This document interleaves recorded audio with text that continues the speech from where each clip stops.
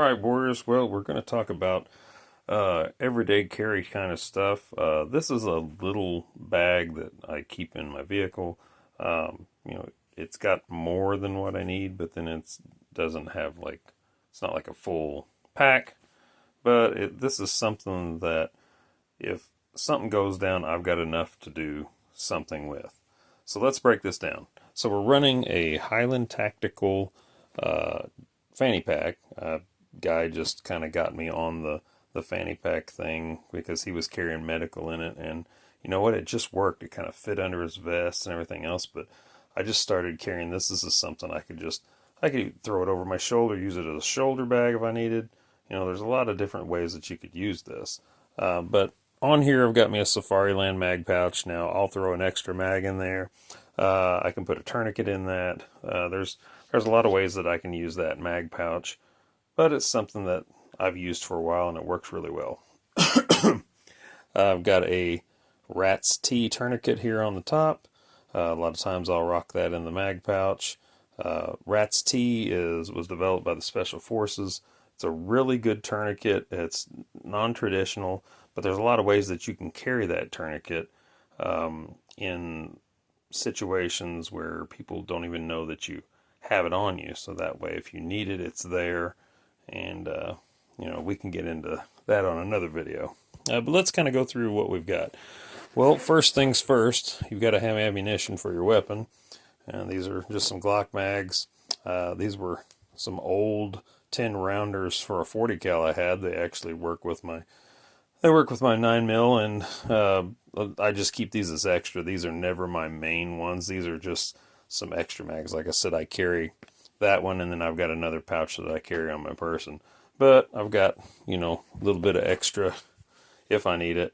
Now this is an actual 9mm Glock mag. Came with my 19. Got some Fiocchi in there, but I don't run that. That's just some old ammo that I had.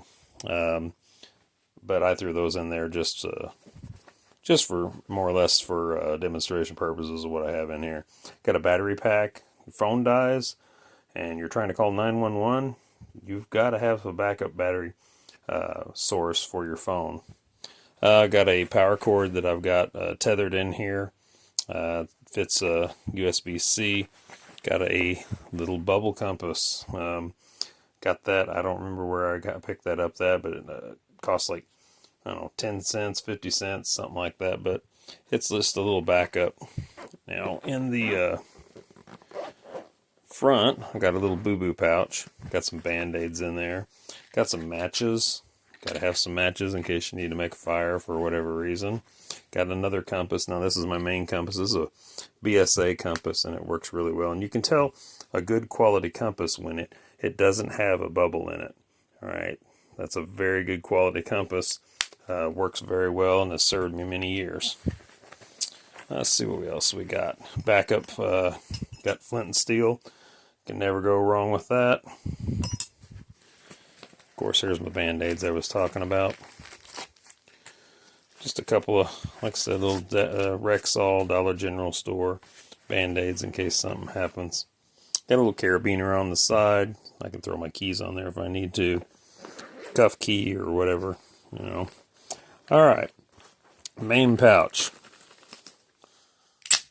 You gotta have your non-lethal little, I think it's about 12-inch baton, and there's a lot of things that you can do with that, to take care of issues or things. You can use it for leverage, you can use it for pressure points. You don't necessarily have to use it for striking, but there's a lot of ways that you can use that, and it's ultra compact. Doesn't like to go in very well.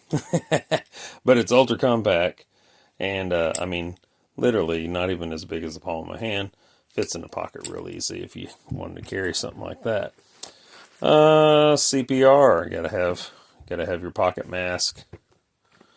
Works good in case somebody's needs CPR, and it also keeps people, the rule is if you're performing CPR, they're probably going to vomit on you, okay? You don't want that in your mouth, okay, which is disgusting, but you're trying to save somebody's life. This fits over the the face. You can use this for children. You can use this for adults. This mask works very, very well. Got a little gauze roll up. Let's see what else. Surgy pads. I carry a few surgy pads. These are really good dressings. I should have some tape in here. If not, I'll have to throw some back in. I may have used that on something else. But I carry roll of, sometimes duct tape, sometimes electrical tape, just any kind of tape, something that you can put this on with. Yeah, it's not, it's not the best, but, if you're bleeding out, you don't really care how you keep it on, you just want it on there. There's another gauze dressing I got. Got a set of shears. Maybe you get to cut through a seat belt. Maybe you got to cut through clothing. These are really good shears. I've used them in a lot of different situations. Here's a rain poncho. Now here's something that a lot of people don't pick up. Heat retaining rain poncho. You put on a plastic rain poncho, it's going to be cold. Okay, that rain coming down, if you're just wearing just a bare t-shirt or something and it's pouring on you, you want something to give you a little reflective heat. I think these are like $4 at Walmart, but they work really well. I've used them. People broke down. I've needed to help them for an extended period of time. They work great. Eyeglass wipes. These are Zeiss eyeglass wipes. They work really good. I get a lot of this stuff just comes from Walmart, easy peasy. Doesn't have to be great, but it has to work, and they do. Got a backup charging cable in case the other one broken for whatever reason. Got a little bit of paracord. I cannot tell you how many times I have used paracord for something, and we can get into the uses of paracord. But got a little twisty tie on there. You can use that wire for stuff if you need it, but just got it in a little bundle there, and I think it's about 25, 50 feet, something like that. Let's see what else we got. Aha, gotta have a knife. Might need to, use a knife to cut a branch, make a stick to hold your whatever food that you're trying to cook in the fire that you made with your flint. All right, so just a little cheapy. This is a Camillus. Yeah, Camillus. And oh yeah, they're a cheaper brand, but I tell you what, the blades really are pretty decent for what they are. And like, I literally have maybe $5 in this knife, but it works good. And so, threw it in my pack. As it was kind of an afterthought at the time, but I've really used it a lot. And of course, you can't forget your U.S. government issue Skillcraft pen. Don't leave home without it. And what else do we have? Oh yeah, forgot about the back pouch. So this has a rear pouch on it as well. Keep more medical in it. You can never have enough medical, I don't think. You get a shooter situation or something, man, you need medical. And yeah, that's all I got in there. Okay, so what kind of medical have we got? Another surgical dressing. Told you, got to have a couple of surgical dressing. Got some bleed stop. I don't recommend using bleed stop, but I've got it just if I have to have it because, well, now I don't know. This might be the stuff that, yeah, it works for people on blood thinner. I just got it as a last resort thing. If I absolutely, and I think this is expired. It just expired, so I got to renew this. Okay, but I got that because all this fails, tourniquet's not working. You got to stop the bleeding. Okay, you got to. If you bleed out, you're done. I mean, there's no. Once all your blood's gone, there's pretty much, there's not much you can do after that. So I carry 2 of those. Like I said, that's a last resort, but I got it. Got some more little boo-boo band-aids in there, little smaller ones. And triangular bandage with safety pins, all right? Now, a lot of people are like, oh, those things are useless.